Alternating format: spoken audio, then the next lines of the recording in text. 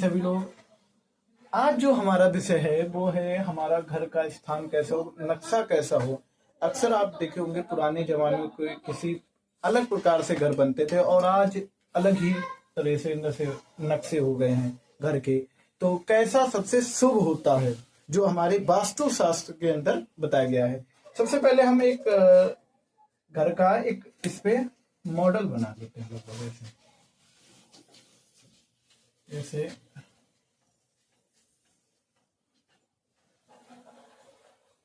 मान लीजिए ये हमारा एक घर है, ठीक है ना।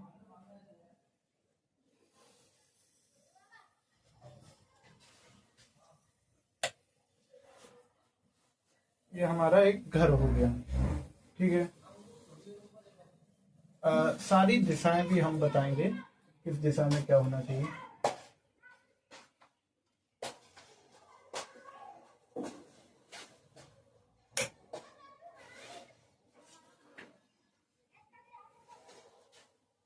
एक, दो,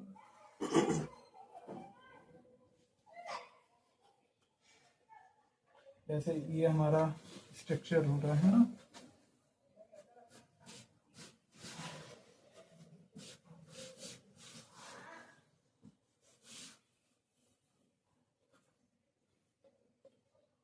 ये हो गया, ये एक, दो। जैसे ये हमारा मान लीजिए एक घर का स्ट्रक्चर हो गया, ठीक है ना।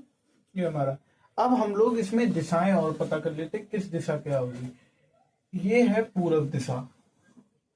जैसा भी आपका घर हो उस हिसाब से दिशाएं मैं बता दे रहा हूं, उस हिसाब से आप अपना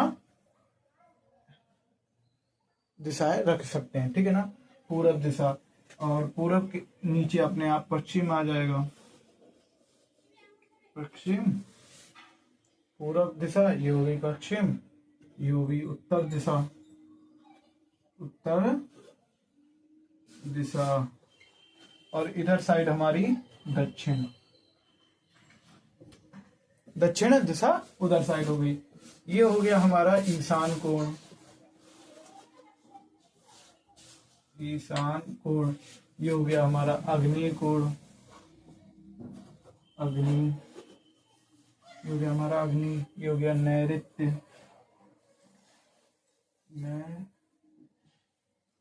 नैऋत्य कोण, ये हमारा हो गया वायव्य। वायव्य कोण, ये हमारा हो गया वायव्य कोण।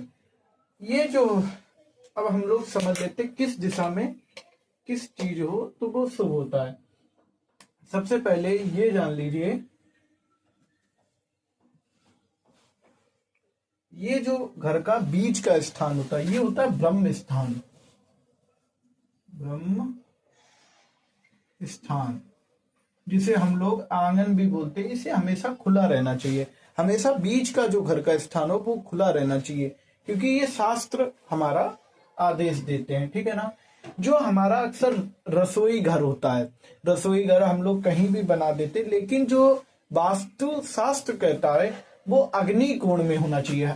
यहाँ पे क्या होगा, यहाँ पे हमेशा रसोई घर हो। रसोई घर कहाँ होना चाहिए, अग्नि कोण में, ठीक है ना। और जैसे मंथन यानी कि पीसने आदि चक्कियां होती ना या मशीनें हो, वो यहाँ पे होनी चाहिए। कहाँ पे, पूरब दिशा में मशीनें, ठीक है। ये कहाँ होनी चाहिए, पूरब दिशा में। स्नान घर भी हमारा पूरब दिशा में ही होना चाहिए, जिसे हम लोग बाथरूम बोल सकते हैं। कहाँ होना चाहिए हमारा, पूरब दिशा में। स्वागत और अतिथि कक्ष, स्वागत और अध्ययन कक्ष जो होता है ना वो हमेशा होना चाहिए पूरब दिशा में। ईशान कोण में हमेशा पूजा घर होना चाहिए। जो पूजा उजा घर हो, जैसे हमारे घर में पूजा जो घर हो वो कहाँ पे होना चाहिए, ईशान कोण में, तो शुभ होता है। ईशान कोण पूजा घर के लिए बहुत बहुत बहुत सुंदर होता है। दवाई और रोगी जो घर में बीमार हो उसका कमरा अगर उत्तर दिशा में हो ना तो ये बड़ा शुभ होता है। और तिजोरी यानी हमारा खजाना, तिजोरी इत्यादि कहाँ होनी चाहिए? उत्तर दिशा की तरफ। और शयन कक्ष यानी बेडरूम, शयन या फिर अध्ययन कक्ष भी इसे बना सकते हैं, अध्ययन और अतिथि कक्ष भी इसे बना सकते हैं आप, ठीक है ना? ठीक है। अब अन्य आदि स्टोर रूम, अन्न का जो भंडार रखते हैं या स्टोर रूम, ये कहाँ होना चाहिए? ये वायव्य कोण में हो तो सुंदर नहीं अति सुंदर रहता है। अध्ययन कक्ष इधर और हो सकता है पश्चिम दिशा की तरफ, अध्ययन कक्ष।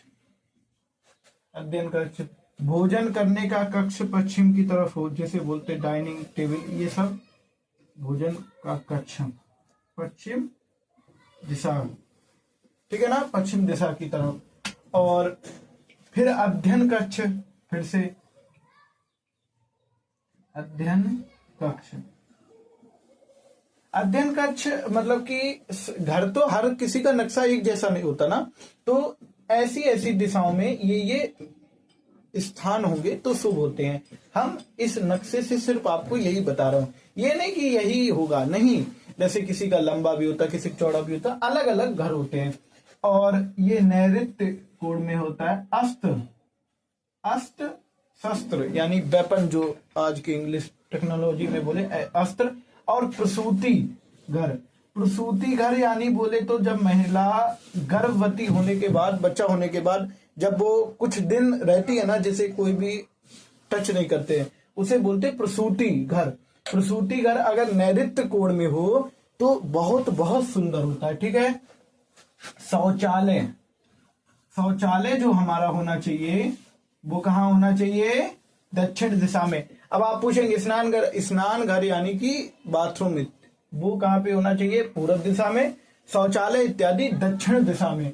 और गृह स्वामी यानी घर के मालिक का जो रूम हो वो दक्षिण दिशा में होना शुभ होता है।